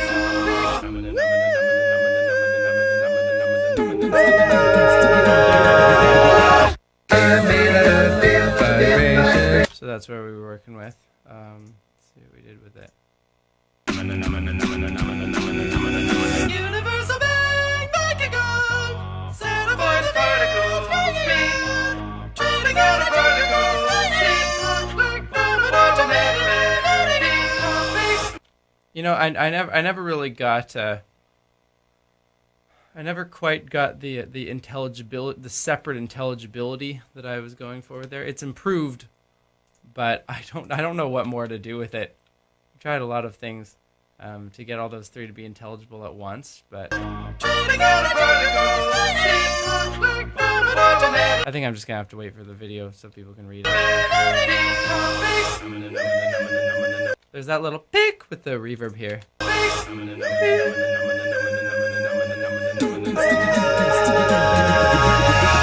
I'm made out of field vibrations, primogenial excitation. So that's that, and then let's just finish this off. Original at the end. I'm made out of field vibrations, primogenial excitation, ever resonant undulation, okay, but they'll incarnate on, ever more they vibrate on.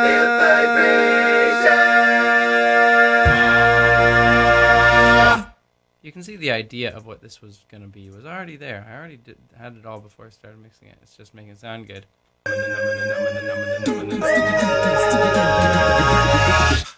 made out of field by A little breath there. I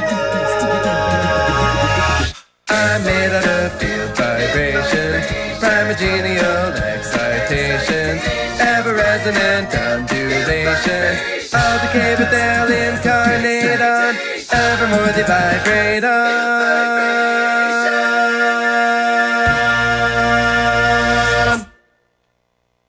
So that is the difference. It's the difference between the two mixes of field vibrations. So the things that I have left to do with this is I do feel like this lost a little something from this. Not sure what it was. Probably some mid voices. I think it's glassier, but it's I think I high passed too much. But everything else, you know, I think miles better. I did mess a little bit with the mid-side stuff we were talking about yesterday, in the Studio One mastering suite. But I don't know if it actually made it sound better or not. It's really hard to tell. And actually, what I have to do, I don't think I'm gonna work on this anymore on stream, because on the mastering suite, I don't have the capability of doing microphone at the same time, and also I want to listen to it in my monitors and different things around the house instead of being stuck in headphones, and that'll probably cause a few tweaks in how I EQ it and stuff. But yeah, that's essentially done. So the next part of the process is that at long last we have to hunker down and make the visuals for this thing. And you will probably see that soon. But I'm not sure if you'll see it today, because I don't know what I'm gonna do today. Hey, I have drums.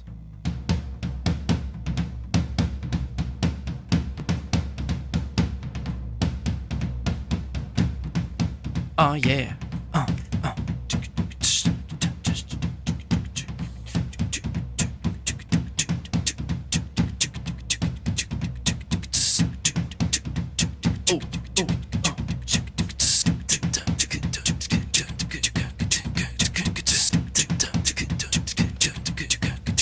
Oh yeah, what are we doing? Where are the drums coming from? They're coming from over there.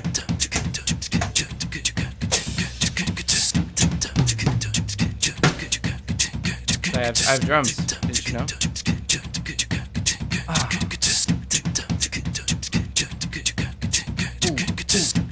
Hey, where'd my looper go? There it is.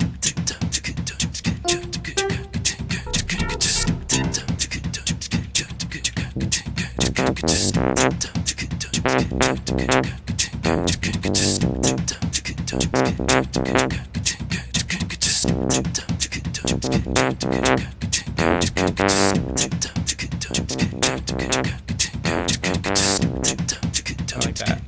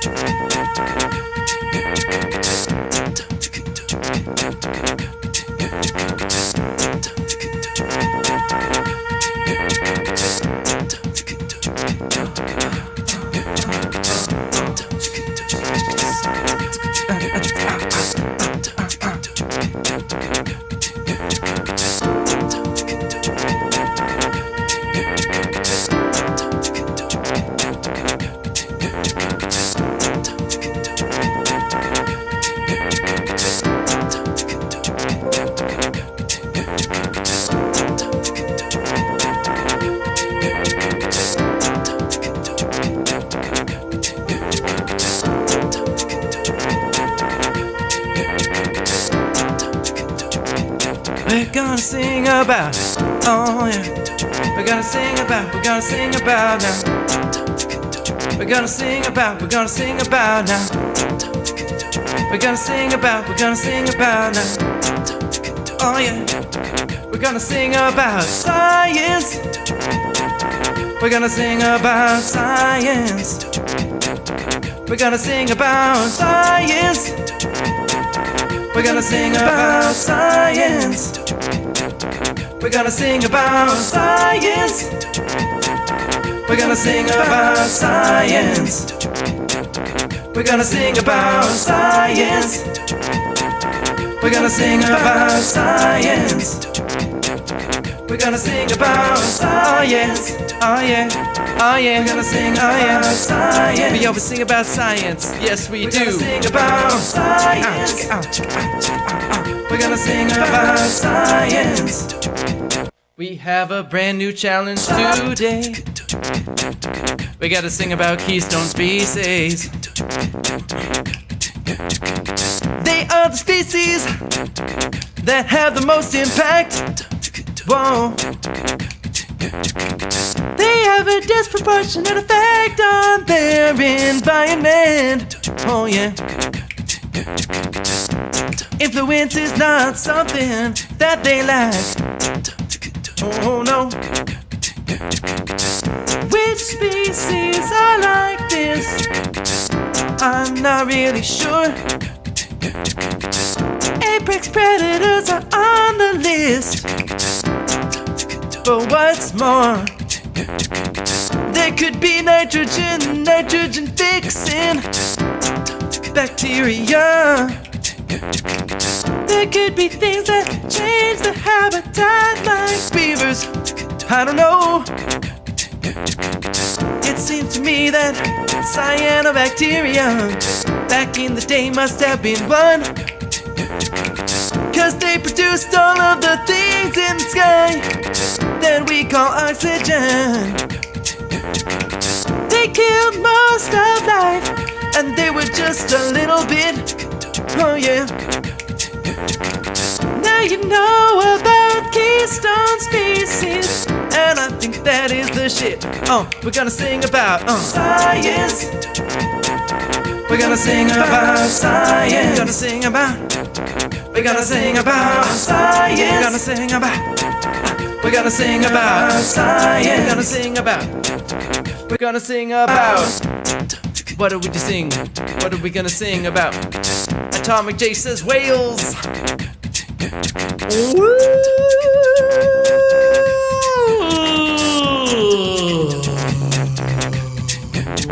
Whales. Whales have tails. They evolved from hippo-like creatures. If you spend enough time in the water, you adapt to it. You're gonna get some cetacean features. Oh yeah. There's a thing of convergent evolution where the whale is concerned. Oh, 'cause it has evolved separately in mammals and birds. Sort of more like mammals and also dinosaurs. Dinosaurs are not birds, but birds are dinosaurs. Oh. Zach, you missed the thing. Why'd you miss the thing? You see, there was an ichthyosaur. It looked just like a whale, no more. But it came from a totally separate lineage. They're the same aerodynamic shape as a great white shark. But maybe it's not surprising, 'cause all of them were one time a fish. Oh yeah. Is it easier to make an aerodynamic shape if you have one in the long past of your genome? Maybe you just gotta turn on the things that have been turned off. Is that true? I don't know. Someone look up the Evo Devo of convergent fish evolution types.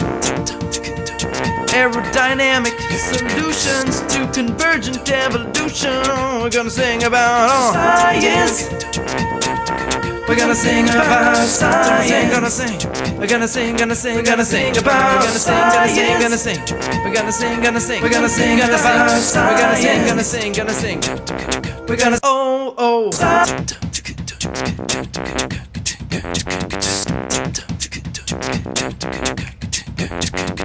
When you got a normal material, when you squish it, it expands in the other directions.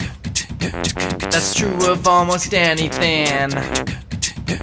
You think that it's because mass is conserved, but actually it's conservation of volume. And if you have empty space all over the place that doesn't hold, you can squish it right down, oh, with a nice fold. If your thing is folded in crazy ways, oh,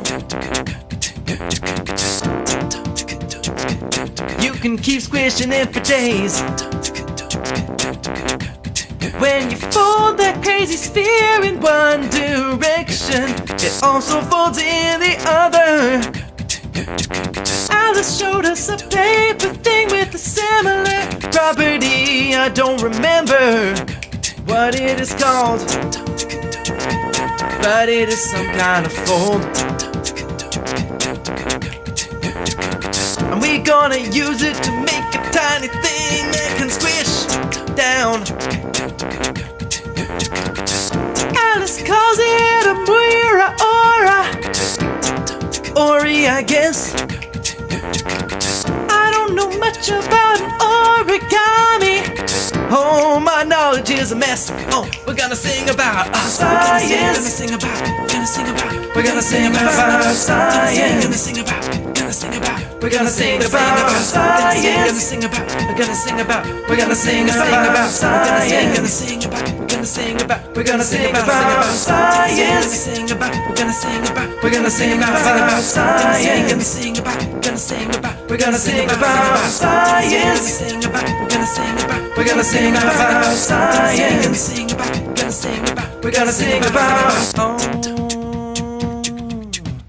hey, bam, go.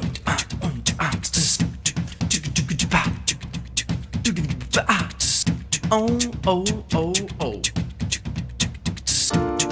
If you have a universe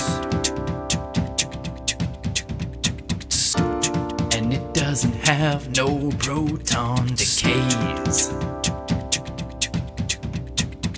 then as the stars burn out and they all collapse, you will just have matter balls cold for many, many days. But eventually, quantum tunneling takes over in effect. First it turns all your matter into big iron specks. Big iron balls, they sit here for so long. 10 to the 100 years, oh Lord. But then you've also got an even smaller quantum effects that can turn you into a big black hole stat. And when you do that, you radiate away all your days, and then you're just thermal radiation bathing in science. We're gonna sing about science. We're gonna sing about science. We're gonna sing about science.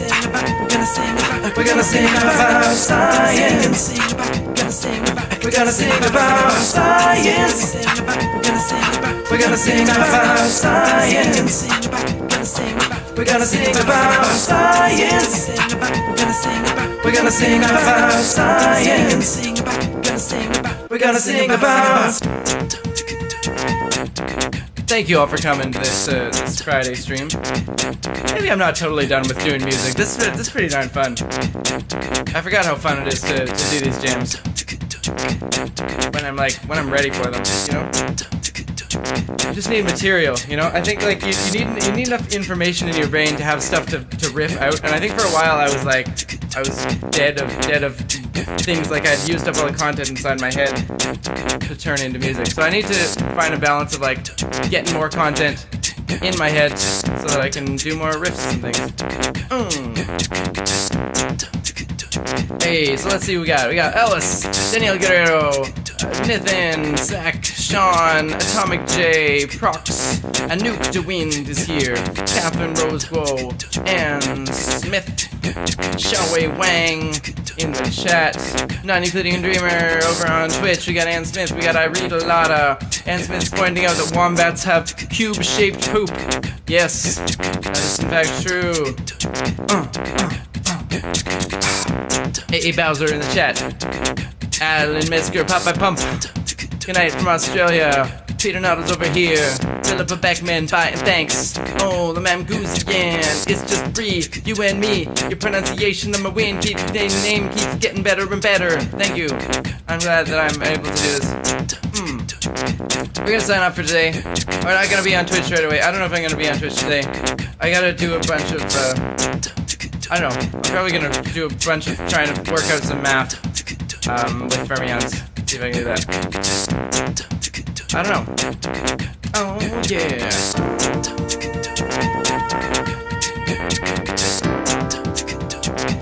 Hey Radka! Thank you for coming. Thank you for being here for all these months.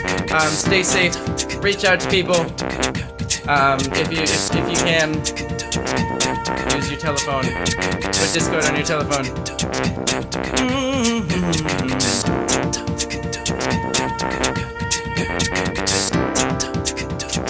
Book Nerd says bye.